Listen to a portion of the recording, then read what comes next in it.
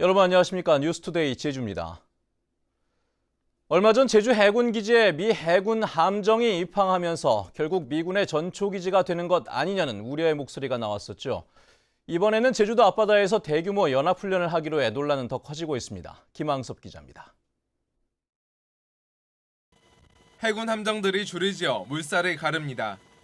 사격 명령이 내려지자 곧바로 함포가 불을 뿜습니다. 지난 3월 북한의 도발에 대비해 진행됐던 한미 연합훈련 독수리 연습입니다. 한국과 미국, 캐나다 등 세 나라 해군은 오는 23일부터 사흘 동안 제주도 앞바다에서 이 같은 연합훈련을 진행하기로 했습니다. 함정 8척과 헬기 등이 투입돼 해양 차단 작전과 함포 실사격 훈련 등을 펼칩니다. 미 해군 이지스 구축함 듀이함이 제주 해군 기지에 입항했고 캐나다 호위함 2척도 입항할 예정입니다. 해군은 이번 훈련이 캐나다 건국 150주년을 기념한 아시아 태평양 지역 훈련의 일환이라며 해군의 연합작전 능력을 높일 것으로 기대된다고 밝혔습니다. 그러나 강정마을회와 시민단체들은 앞으로 제주를 거점으로 해상 군사훈련이 늘어나면서 동북아의 군사 갈등이 심해질 것이라고 주장했습니다. 미국의 군사 거점으로 될 것이라는 부분이었죠.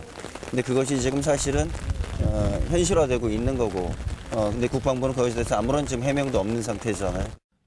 한편 당초 훈련에 참여하기로 했던 미 해군 이지스 구축함 듀이함이 갑자기 모든 일정을 취소하고 해군 기지를 떠나면서 배경에 관심이 쏠리고 있습니다.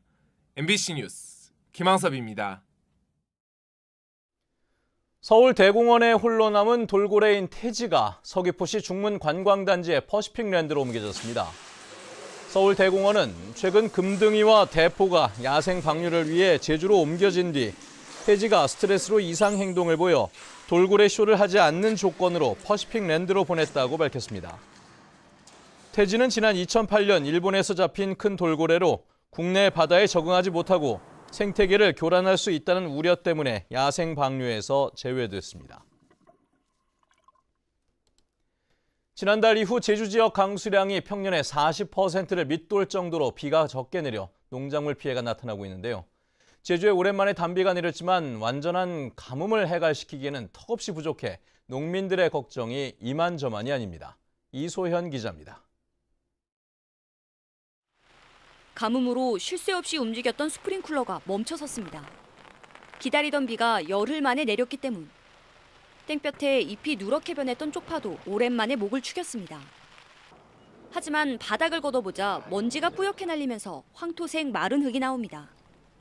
거의 그냥 먼지만 가라앉을 정도, 최소한 가뭄이 해결되려면 현재 오늘 온비의 5배 정도는 와줘야, 그래서 한 50mm 정도는 와줘야 그래도 땅속에 물이 들어서. 오랜만에 단비가 내렸지만 지역별로 강수량의 편차가 커 완전한 가뭄 해결에는 역부족인 상황입니다. 한라산에는 70mm가 넘는 많은 비가 왔지만 제주시의 강수량은 10mm도 안 돼 서귀포의 3분의 1 수준에 그쳤습니다. 특히 이달 들어 동부 지역의 강수량은 평년의 절반도 안 돼 콩과 당근의 파종 시기를 놓칠 수 있다는 우려도 나오고 있습니다. 이에 따라 제주도는 농작물 가뭄 극복을 위한 비상체제에 돌입했습니다. 이제 6월 25일까지 1단계 가뭄 대책 추진 상황을 하고 있습니다. 우리는 농가가 원하면 물백이라든가 급수탑이라든가 모든 것을 지원을 할 수 있는 이런 체제를 갖추어서 지금 상황실을 운영하고 있습니다. 기상청은 이번 주말에 제주에는 장마 전선의 영향으로 비가 내리겠다고 예보해 이번에는 가뭄이 완전히 해결될지 농민들은 애를 태우고 있습니다. MBC 뉴스 이소연입니다. 중국에서 날아와 목초나 옥수수에 큰 피해를 주는 멸강 나방이 발생했습니다. 제주시는 회천동의 목초지 12헥타르에 멸강 나방이 발생해 긴급 방제를 실시했다고 밝혔습니다. 제주에서는 지난 2014년 111헥타르, 이듬해에는 20헥타르가 멸강 나방의 피해를 입었고 지난해에는 발생하지 않았습니다. 지구온난화 현상이 해가 갈수록 심각해지면서 일상생활은 물론 경제에 미치는 영향도 커지고 있는데요. 기후 변화로 제주 지역 농어민들이 큰 타격을 입을 것이라는 전망이 나왔습니다. 박주영 기자입니다. 해마다 겨울이면 국토 최남단 마라도 앞바다로 몰려드는 방어. 제주 바다의 명물인 방어를 수십 년 뒤부터 찾아보기 어려울 것이라는 전망이 나왔습니다. 최근 40년 동안 우리나라 바다의 수온이 1.3도나 올랐기 때문입니다. 이 같은 추세가 이어지면 2100년에는 국내 어업 생산량이 지금보다 31%나 줄어든다는 겁니다. 이렇게 되면 제주 지역 어업 생산액도 1,300억 원이나 감소해 1,300여 명이 일자리를 잃게 됩니다. 현재 잡히는 온대성 어종들은 북상하고 경제성이 낮은 열대성 어종들이 자리를 대신 채우기 때문입니다.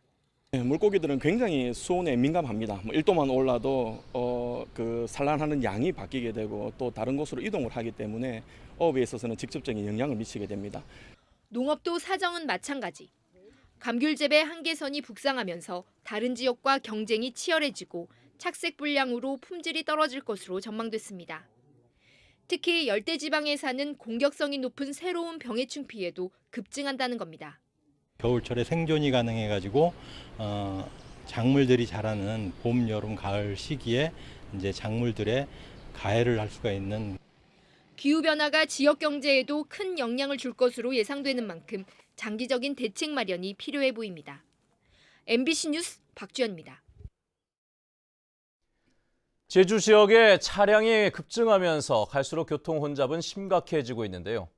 특히 제주 최대 규모인 드림타워가 들어서는 노형동 지역 주민들이 교통 문제에 대한 대안을 직접 마련하겠다며 토론회를 열었습니다. 권혁태 기자입니다. 평일 낮 시간대에도 끊임없이 차량들이 몰려드는 제주시 노형 오거리. 두세 번 신호대기는 기본이고 출퇴근 시간대에는 평균 시속이 10km 정도에 불과합니다. 교통체증으로 노형동 주민 1인당 1년에 154만 원의 혼잡 비용을 치르고 있는 상황. 이 같은 문제를 해결하겠다며 주민자치위원회가 토론회를 열었습니다. 제주도가 읍면동에 지원하는 특화 사업비로 전문가들을 초청해 교통난 해소 방안을 논의하자는 겁니다. 한 19층 공사하는 데가 한 8군데가 있습니다. 공사 현장이 한 8군데가 있는데 이런 부분을 잘 이렇게 주차 공간을 확실하게 해줄 수 있는 방법을 좀 찾았으면 좋을 것 같고. 대안 제시를 맡은 전문가는 현재의 오거리를 사거리로 바꾸자는 제안을 내놓았습니다. 일반 통행이나 이걸 좀 해서 사거리 형태로 만들어주는 부분이 단기간 내에 할 수 있는 부분이고요. 또 한 가지는 지하나 고가를 검토할 수 있는데 오거리뿐만 아니라 주변 이면도로를 개선해야 한다는 지적도 나왔습니다. 블럭을 하나 선정해서 이면도로를 우리가 어떻게 보행자, 특히 교통약자들을 위해서 할애를 할 거냐라는 어떤 합의를 한번 봤으면 좋겠습니다. 학교 주변을 중심으로 해서 한번 보시고. 지역 주민들은 앞으로 교통 문제 개선에 적극적으로 참여하겠다는 입장이어서 드림타워 신축 등을 앞두고 교통 문제를 둘러싼 논쟁은 뜨거워질 것으로 보입니다. MBC 뉴스 권혁태입니다.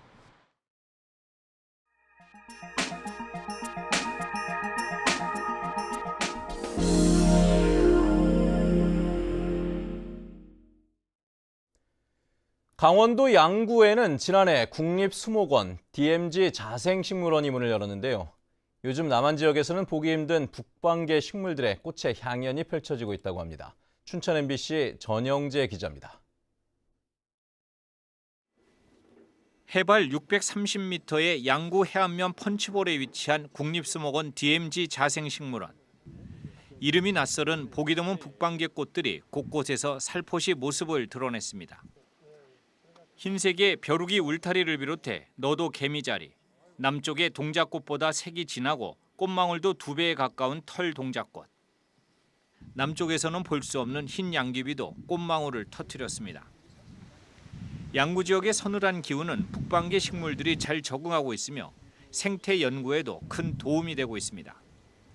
어떤 꽃들이 가지고 있는 어떤 색상 이런 것이 거의 원색에 가까운 그런 아주 진한 그런 색상을 가지고 있기 때문에 지금 다른 데서 볼 수 있는 그런 식물들하고는 많이 비교가 될 겁니다. 이곳에서는 좁은 잎 사이질빵과 애기 기린초 등 북방계 식물 170여 종이 봄부터 가을까지 시기를 달리하며 고운 자태를 뽐내고 있습니다. DMZ 자생식물원은 DMZ와 북방계 생물 다양성의 체계적인 조사와 보전 연구를 추진합니다. 또한 육군과 함께 비무장지대 동서축을 잇는 야생화 벨트를 조성하기로 하고 생태 복원에도 나서고 있습니다. 이곳에서는 시기별로 통일에 대비해 북방계 식물의 유전 자원과 생태 연구가 활발하게 이루어지고 있습니다. MBC 뉴스 전영재입니다.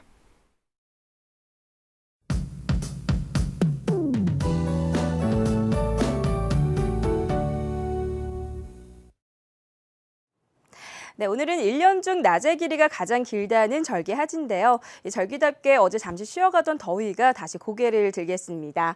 출근길 최저 기온은 어제보다는 약간 내려가 있지만 낮 기온은 27도까지 오르겠는데요. 햇볕이 뜨겁게 내리쬐면서 더위 체감 지수는 더 높을 것으로 예상됩니다. 한편 오늘 하늘에는 가끔 구름만 많겠고요. 더위에만 잘 대비하신다면 미세먼지 걱정 없이 바깥 활동하기 무난하겠습니다. 다음은 자세한 지역별 날씨입니다. 네, 아침 출근길 북부 지역은 대체로 선선한 모습이지만 낮에는 예년 이맘때 더위가 기승을 부리겠습니다.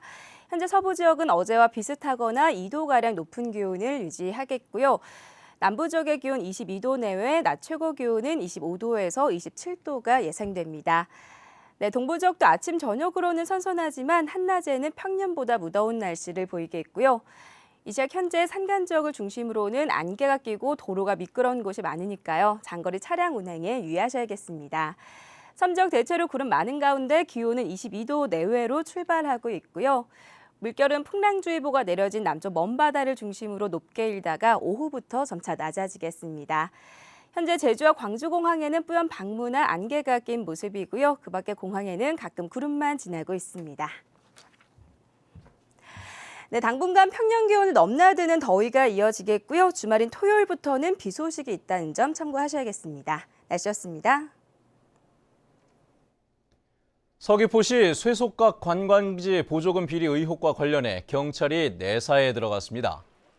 서귀포경찰서는 최근 하효 마을에 지원된 보조금 정산에 문제가 있다는 주장이 제기돼 내사를 진행하고 있다고 밝혔습니다. 쇠속각 관광지에는 태우 제작비 등으로 4억 8천만 원의 보조금이 지원된 것으로 알려졌습니다. 제주지방법원 황미정 판사는 제자들을 성희롱한 혐의로 기소된 중학교 교사 60살 정모 씨에게 징역 8월에 집행유예 2년을 선고했습니다. 정 씨는 지난해 여학생 3명에게 안마를 해달라고 요구하거나 신체를 접촉해 성희롱을 한 혐의로 기소됐습니다. 제주도 교육청은 최근 징계위원회를 열어 정 씨를 해임하기로 했습니다.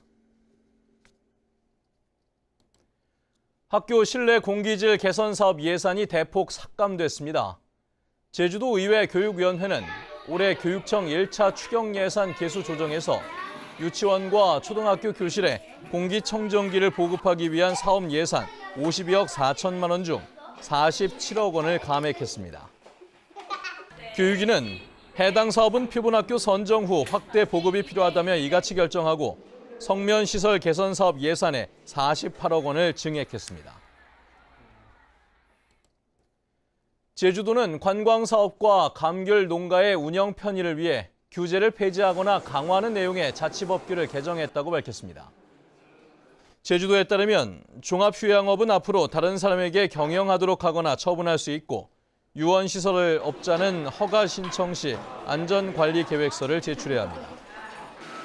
또 감귤 유통의 편의를 위한 소포장 출하가 확대되고 당도가 10브릭스 이상인 온주 밀감은 상품 크기 기준을 적용받지 않게 됩니다. 제주해양경비안전서는 해수욕객의 안전과 건전한 레저 문화 정착을 위해 수상 레저 활동 금지 구역을 지정합니다.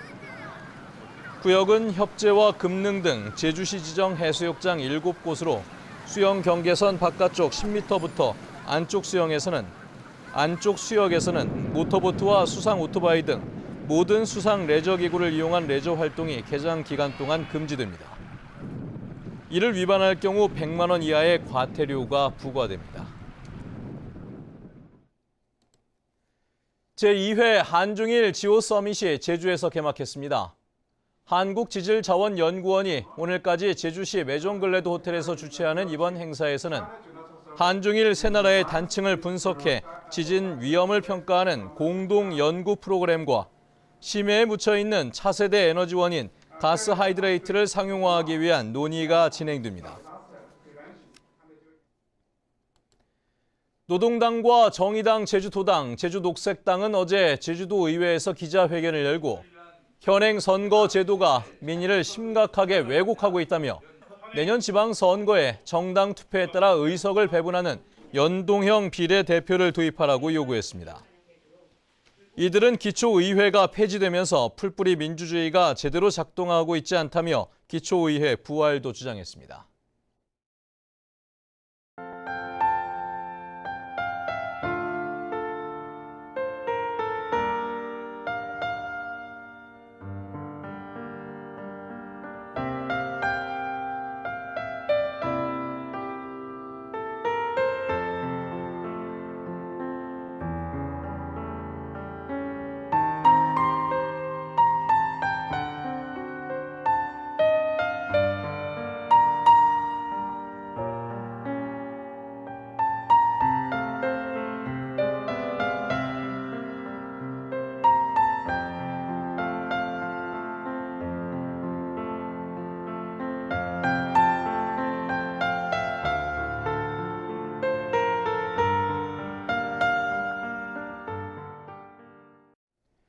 네, 뉴스투데이 제주를 마칩니다. 시청해주신 여러분 고맙습니다.